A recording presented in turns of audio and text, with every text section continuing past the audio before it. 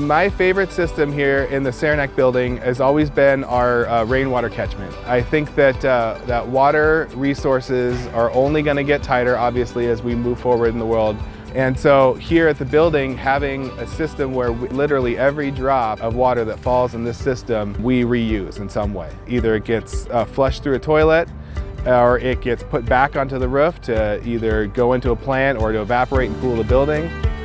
The building was original and this was added to it, so we couldn't put a really thick soil. It's very thin here, but you can see that even in that tiny soil and up here in the sun, we still have a lot of succulents and items like that that can survive up here, which not only look nice, but then they retain the water, cool and evaporate from it, so it keeps the buildings cold throughout the summer, which is really nice.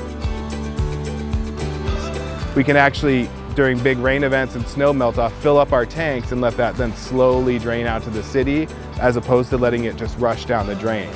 So we figured out pretty early on that we could be a part of the solution even when it's not obvious. And say in the winter when we think, well, we're not using water, we can still act as a storage system and relieve the city from that burden.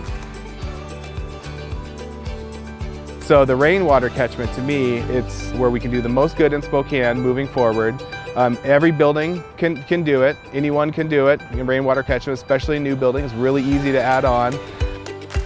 I spend very little amount of my time actually maintaining the water system. I spend a lot of time looking at it and thinking about cool ways to use it though. So it's my favorite feature of the buildings.